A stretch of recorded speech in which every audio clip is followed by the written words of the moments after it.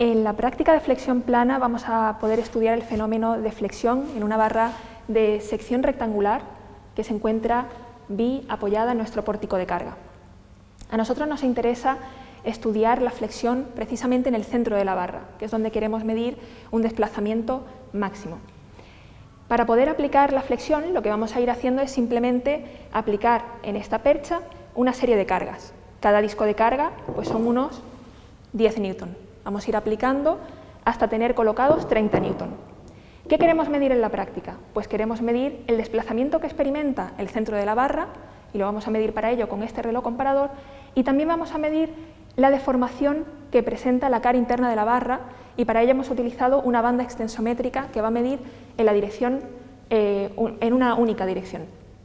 Esta banda se va a encontrar conectada a un puente de Wheatstone, ya la tenemos aquí colocada en el canal 1.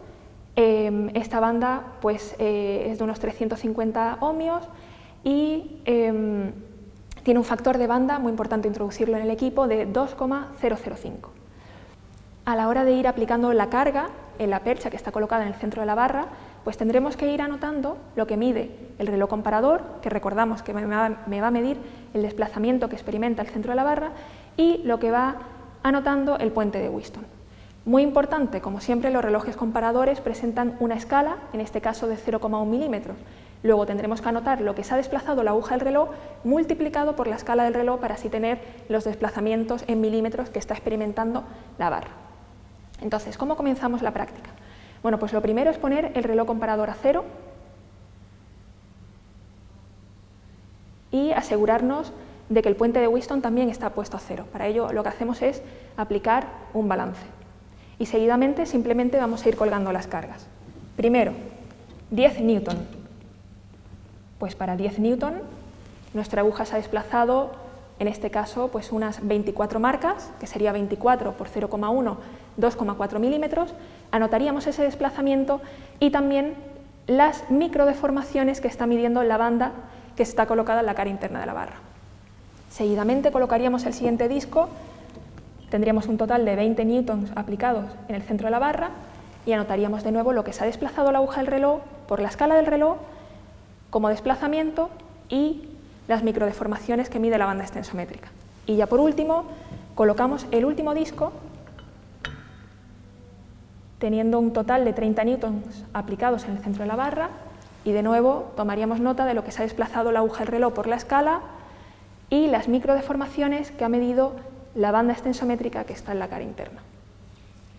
Y bueno, pues iríamos comprobando en este ejercicio cómo existe una relación lineal entre los desplazamientos que experimenta la barra con la carga que se está aplicando y otra relación lineal entre las microdeformaciones que ha ido midiendo la banda extensométrica con la carga que se ha ido aplicando. Y como pueden ver, pues se aprecia bastante bien la flexión que está experimentando la barra debido a la carga. En la práctica del ensayo de torsión vamos a aplicar un momento torsor a una probeta de sección circular que se encuentra empotrada en un extremo y libre en el otro. Y es precisamente en ese extremo libre donde vamos a ir aplicando el momento torsor. Hay que recordar que un momento torsor se define como una carga por una distancia. Bueno, pues la distancia con la que contamos para ese momento es este brazo de palanca. Y es en el extremo del brazo donde vamos a ir aplicando las cargas. Las cargas van a consistir en unos discos de unos 2 newton cada uno. ¿Y cómo será nuestro momento? Pues será 2 newton de cada disco por esta distancia, que es 0,5 metros. En la probeta hemos colocado un reloj comparador que va a ir midiendo lo que gira la sección de la probeta. Muy importante, a la hora de ver un reloj tenemos que ver qué escala tiene ese reloj, puesto que lo que nos marca la aguja habrá que multiplicarlo por la escala para poder tener, en este caso, el giro de la sección. ¿Cómo se procede en la práctica? Bueno, lo primero es colgar en el extremo del brazo esta percha que tiene un peso de 500 gramos. Como no interesan esos 500 gramos para la práctica, aunque los podríamos tener en cuenta, seguidamente colocamos el reloj a 0. Una vez que lo tenemos en 0, lo siguiente es ir colocando los distintos discos para ir viendo cuánto gira la sección. El primero, 2 newton. 2 newton por 0,5, 1 newton metro. Ese sería el primer momento torsor que aplicamos en la probeta. y deberíamos de anotar lo que se ha desplazado la aguja del reloj multiplicado por la escala, para así tener realmente el giro de la sección, que es lo que queremos medir en este ensayo. Siguiente disco de 2 newton. Ahora tendríamos 4 newton, que serían 2 newton metro. Pues seguiríamos anotando lo que se ha desplazado la aguja del reloj multiplicado por la escala de dicho reloj. Y así seguiríamos hasta completar 10 newton de carga, o lo que serían momentos torsores, 5 newton metro. Ahora tenemos 6 newton, que sería 3 newton metro, 8 newton, 4 newton metro, 10 newton, que sería 5 newton metro. Y hasta aquí el ensayo de la práctica de torsión. En la práctica de pandeo vamos a estudiar dicho fenómeno en una barra de acero, también de sección rectangular. Vamos a estudiar además varios tipos de ensayo, y esos tipos de ensayo tienen que ver con la excentricidad con la que vamos a introducir la carga en la barra. Tal y como está colocada ahora la barra, vamos a introducirla con una excentricidad nula, es decir, la carga, que además es una carga de compresión, va a entrar coincidente con el eje de la barra. Pero también podríamos aplicarla con una cierta excentricidad, es decir, desplazar el punto de aplicación de la carga respecto a ese eje de la barra. Para ello lo que hacemos es colocar en el extremo de la barra unas pletinas de este tipo, de tal manera que la carga entraría en este extremo, como veremos luego. En la práctica lo que queremos medir es el desplazamiento que sufre el centro de la barra, conforme vamos a ir introduciendo carga en ella. Entonces, para poder medir ese desplazamiento, tenemos estos dos relojes comparadores que están colocados justo en el centro de la barra. ¿Por qué hay dos relojes comparadores? Bueno, pues que conforme empieza a pandear la barra, llegará un momento en el que un reloj siga tocando la barra y otro no. Entonces, tomaremos medidas en el reloj que sigue midiendo. Muy importante, como siempre, los relojes tienen una escala, en este caso de 0,1 milímetros, por tanto habrá que multiplicar lo que se ha desplazado la aguja del reloj por esa escala para poder tener el desplazamiento en milímetros. ¿Cómo se introduce la carga en este pórtico de carga? Bueno, pues el pórtico está diseñado de tal manera que existe una relación entre los kilos que están entrando en la barra con unas microdeformaciones que está midiendo una banda extensométrica que se encuentra en esta pequeña viga en voladizo. Entonces, para introducir la carga, lo que vamos a ir haciendo va a ser ir girando esta llave, y al girar esta llave se va a ir introduciendo aceite en un pistón. Entonces, este pistón, por un lado, va a empujar la barra introduciendo la carga de compresión que va a producir el fenómeno de pandeo, y el otro extremo del pistón va a ir empujando esta pequeña viga en voladizo, provocando en la cara interna unas deformaciones que son las que me registra la banda extensométrica. Esa banda, pues de nuevo, está colocada en un puente de Wheatstone, en este caso está conectada en el canal 1, y hemos introducido el factor de banda de dicha banda, que es de 2,005. Bueno, pues para comenzar la práctica, lo primero es colocar los relojes bien centrados en ella. Los colocamos a 0 y vamos introduciendo la carga. Entonces, para el caso de la excentricidad nula, miraríamos la relación de carga microdeformaciones y vamos a empezar. Vamos a empezar introduciendo una carga de 5 kilos y sabremos que hay 5 kilos cuando las microdeformaciones estén en 52.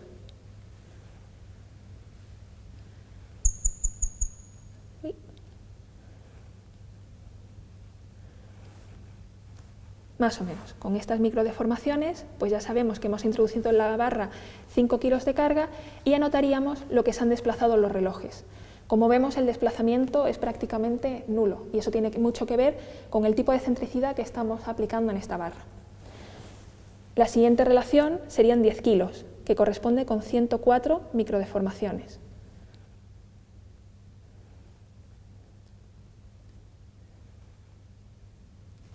Con estos 104 pues anotaríamos de nuevo lo que se ha desplazado las agujas del reloj, que como vemos pues también es muy poco apreciable. E iríamos recorriendo toda la tabla.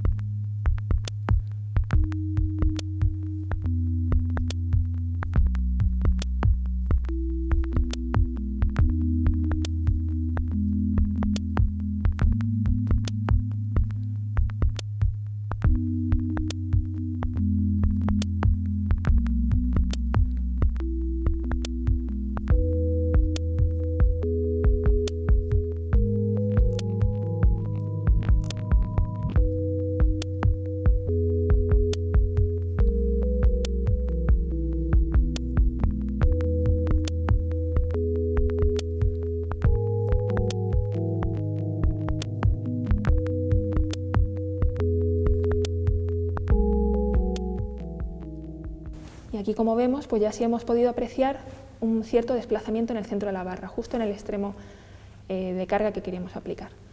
Entonces, pues habríamos anotado lo que se ha desplazado la aguja del reloj por la escala del reloj. El ensayo que vamos a hacer ahora es con una cierta excentricidad, que en este caso va a ser de 0,75 centímetros. Lo que estamos haciendo es aplicar la carga en un punto desplazado esa distancia respecto al eje de la barra. ¿Cómo lo hubiéramos medido en la práctica? Pues simplemente trazando, por ejemplo, una paralela a la barra desde ese punto de aplicación hacia la barra, ahí tendríamos esa distancia de 0,75 centímetros. Bueno, pues de nuevo iríamos recorriendo la tabla de relación entre la carga que estamos introduciendo en los extremos con las microdeformaciones que detecta la banda extensométrica que está colocada en el pórtico de carga, e iríamos anotando lo que se va desplazando el centro de la barra, que como veremos al finalizar el ensayo vamos a apreciar mucho más desplazamiento que en el caso anterior de la excentricidad nula.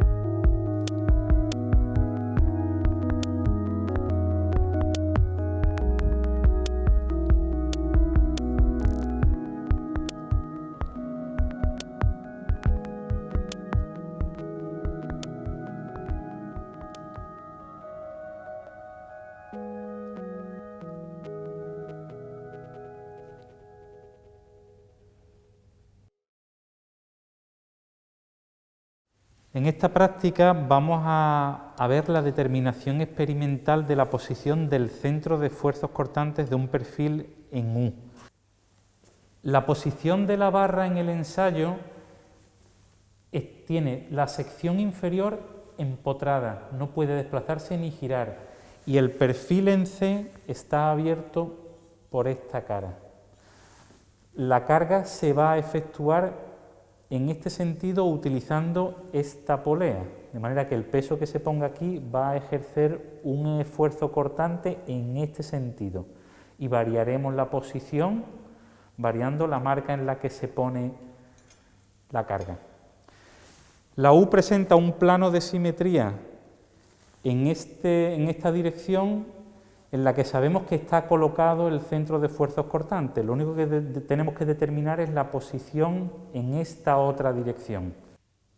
La carga se aplica horizontalmente, y en este sentido, esta que es la última sección de la barra que tiene el hueco de la U mirando hacia este lado, por aquí está la apertura de la U, cuando le apliquemos esta carga cortante, esta sección se va a desplazar hacia abajo. Ahora mismo estoy aplicando la carga y esta sección baja.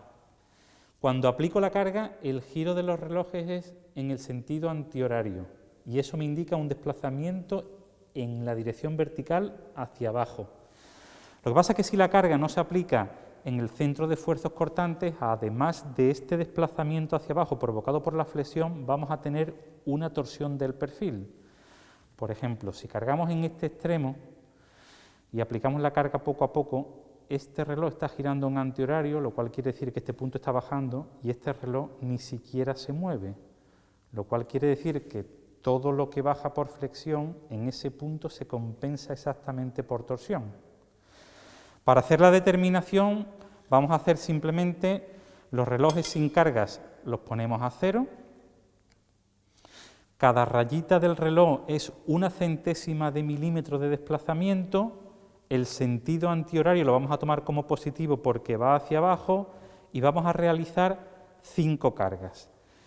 En este punto central, la aplicación de la carga coincide con el alma del perfil, con el alma de la U, y vamos a cargar a 3 centímetros a la izquierda, a 1,5 centímetros hacia la izquierda, en el alma de la U, a 1,5 centímetros a la derecha y a 3 centímetros. Vamos a variar la posición del cortante y vamos a ver cómo bajan los relojes.